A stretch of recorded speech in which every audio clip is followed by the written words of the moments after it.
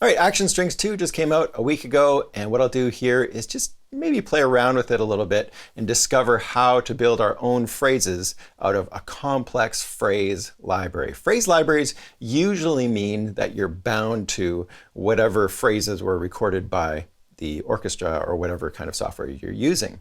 With this one, it's a little bit different in that you can go and customize these phrases right down to individual notes. So you can go in, build your own phrases out of the phrases that they've recorded with these real instrumentalists. They've also given us individual articulations in this library, which is fantastic, because then you can go and add your own little portions of a phrase that maybe aren't fitting in with the phrase builder options. So extremely powerful software, but can be very complex to work with. So let's see if we can break it down, make it a little bit easier to work with, and then help you decide if this is something that's right for you. I'm not getting paid to make the video, but I did get the software for free. And I do have an affiliate link in the description. So if you want to pick it up, click through that link, and then I will get a portion of the proceeds and really appreciate it. So when you first open up Action Strings 2, you're going to see this title right here. And this title is going to be a theme. And the themes are collections of phrases mapped out with key switches. So we can see the key switches at the bottom. And if we're using complete control, we can see them on our keyboard as well. This key switch is this phrase. Key switch C# is a different phrase. And then the next one, another variation. And then the next one. And then we're on to our individual articulations. So there's staccato. So we could play our own phrases in using that, of course. And then we got marcato, sustained,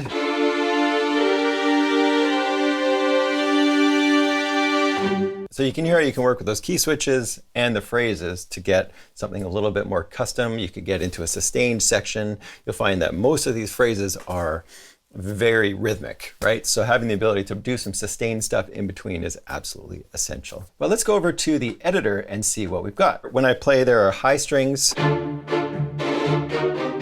and low strings at the same time. We can solo the high strings.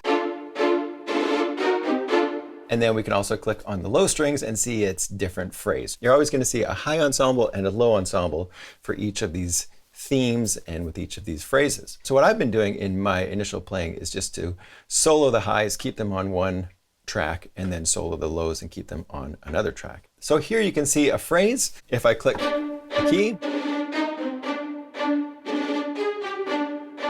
and you can see that it's not showing a specific note because this is going to be tied to whatever note you're playing on the keyboard. I'm playing a D, so my starting note is a D, and then you can see it goes up a semitone and then goes down a whole tone below this initial note. So we're getting those notes just by these numbers down here on the bottom. And this right here is called melody mode. There's also another mode you can use, which is an arpeggiator.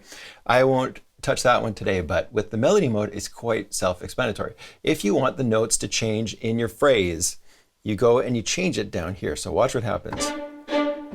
Let's make this go up a fifth, which is 7 semitones. Like I wouldn't be able to go and change each of these individual notes, but I could go and choose a different module for that. And as you see, as I mouse over each of these little gray areas that pop up, those are the modules. So the modules you can double click on, and then now you can choose from a different module. So there's kind of 3 different levels of things to choose from in a way in this software. You've got the themes, then you've got the patterns, and then in the patterns you've got modules. So a pattern is a collection of modules, and in each individual module I could go and make something, a little bit more complex. So I could go singles here, and if I wanted 16th notes, I could double click on this, and now you see I've got 1 16th note there, and it jumps to the next module, and I could click there and repeat that module and keep going like that until I have 4 16th notes.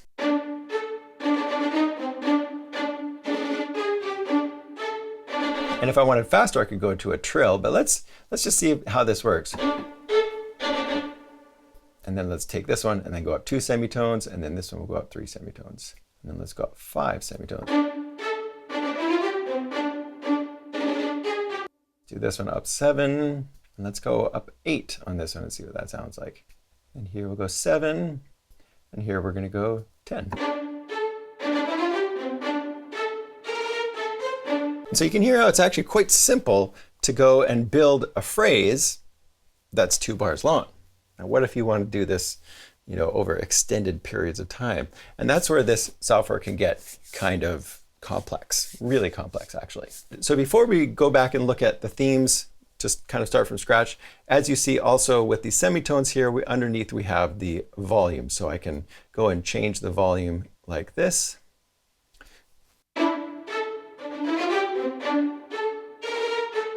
I can even get louder within a module.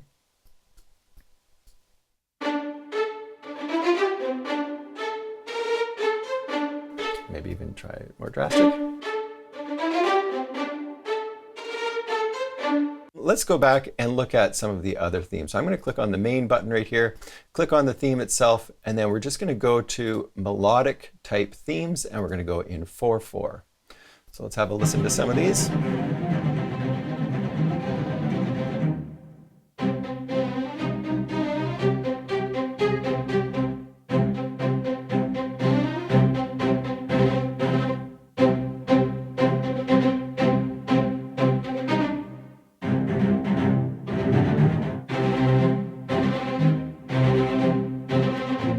And then you'll see other type themes like chromatic, so they're going to have some chromatic element in it.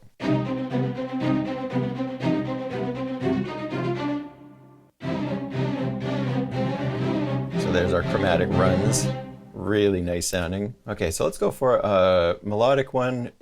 Okay, so we're going to go with this rescue mission one. So I'm going to leave this one soloed on the high strings, and we'll do something different for the low strings.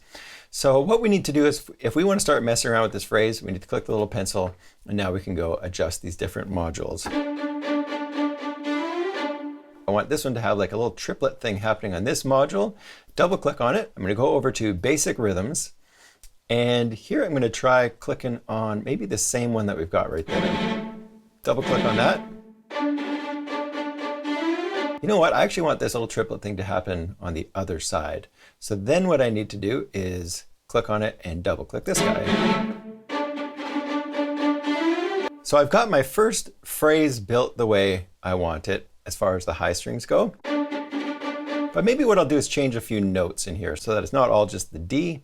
And so then what I'm going to do is I am going to close this and go back over to melody mode here and start programming in a bit of a melody. And then let's make this more interesting. Let's go up one semitone right here.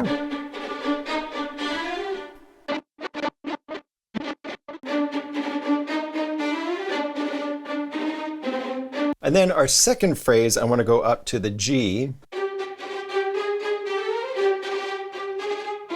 Let's look at the other key switch options. So we've got 3 different variations. This is the first variation.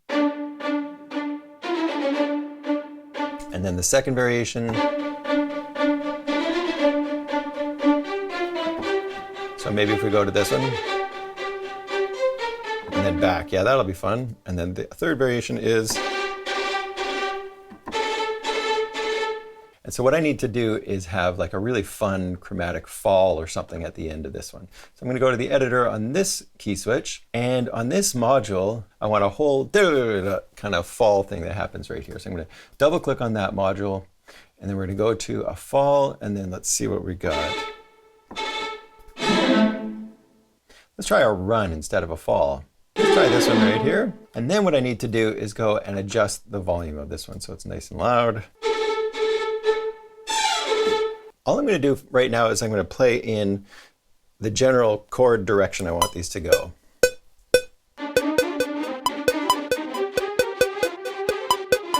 That was wrong. So what I want is 4 bars of the D, 2 bars of the G, and then I want 2 bars of the A, and then back down to the D. So we're going to start with key switch 1, and this key switch is C0, so I need to take it down 1 more octave. And then what I did notice, by the way, is you want your key switches to happen ever so slightly before the beat, or they're not going to trigger in time. So I move this guy over just a little bit. So the second key switch for this note, And then for the last one, I want the key switch that is variation 3, where we did our little run right before bar 8 here. Okay, so let's have a listen to that.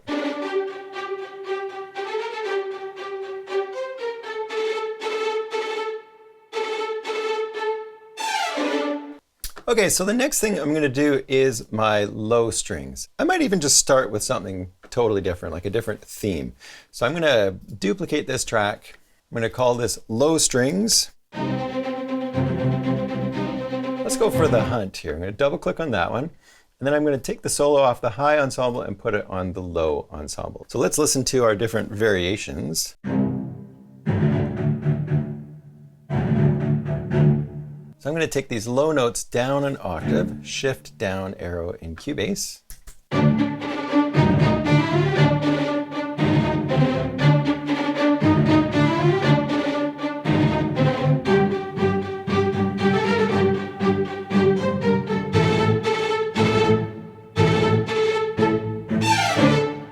That's working really well. Okay, let's try playing around with this one a bit. So what I'm going to do is I'm going to go to my phrase editor.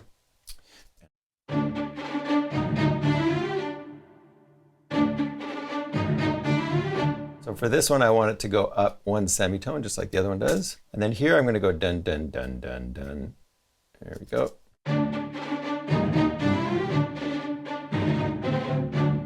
And then here, let's go up to the 5 of the chord.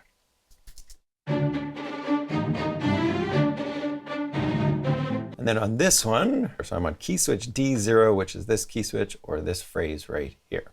So let's have a listen to that one again. So I can even watch what the other phrase is doing on this one and maybe try and mimic that a little bit. So if I want this to do the same thing, dugga dugga dut, I can double click on this module or this module right here. And I'm going to go staccato and then staccato, staccato, staccato.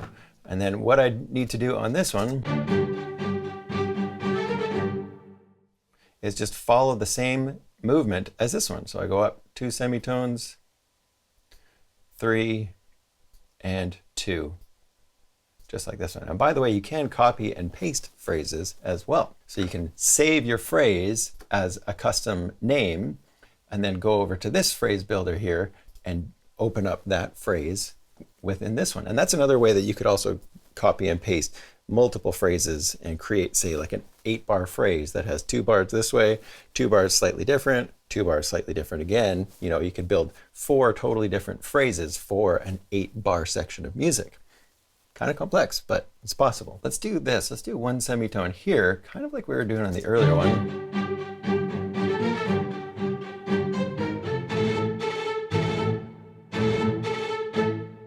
Let's see what kind of phrases we've got in the low end. Let's put something kind of intense right here. Maybe we'll do it at the beginning of this module. Double click on there. Let's see what they've got for a trill. Or a fall.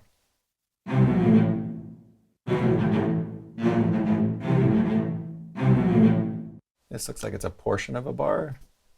Let's try it right there.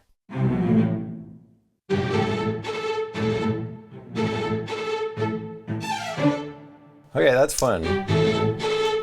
I'm going to close this and get that volume up nice and loud on that little phrase.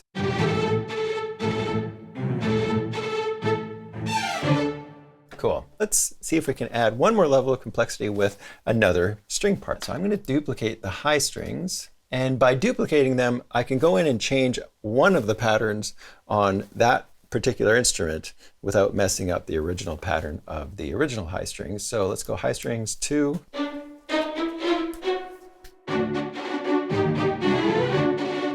And then with this one, this little phrase right here doesn't work if I go to this F sharp.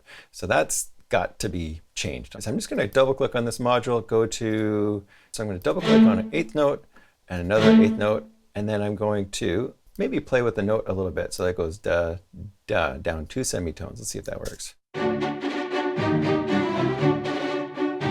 Yeah, that works much better. Lets the other strings do its little rhythm. Maybe I'll bring the volume down. Okay, so this one I'm going to need to change because we've got it on the same note. Let's see if we take this one up. to a B flat. I want this one to go up 1 semitone higher, so I just mess around with that phrase a tiny bit. This one needs to be up 4 semitones instead of what the other one was at.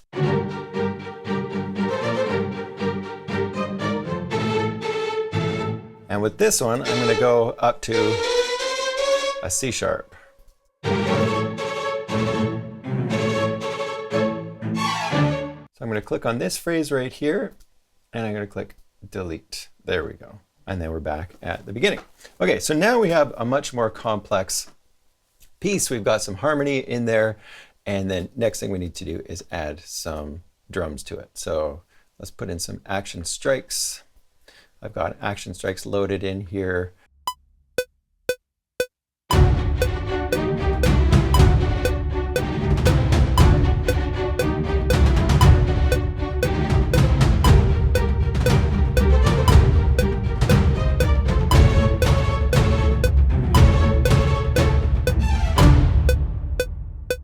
Nice. Let's save that in. I don't think I'm going to quantize that. Leave that kind of human sounding. Okay, so the next cool feature that we can do is go to this little MIDI export button. And what I can do is I can press play. And it's recording all of the notes. And then I press stop. And now I drag and drop this onto my track. And check it out, we've got MIDI information generated by that device. We can even see the low stuff, which I can get rid of. Don't need that right now. And so now we've got all of the MIDI, including these runs that were part of this phrase that we just built. So we can take the MIDI and then create another instrument of any sort and add that to that virtual instrument. So what I just did is I took the high strings part, I put it on some trumpets, and these trumpets are courtesy of Audio Imperia's Nucleus. Then I also put the low strings part, drag and drop the MIDI from that one, and use that to make a French horns part, also from Nucleus, and then I just played in some really low piano octaves, and this is what we've got.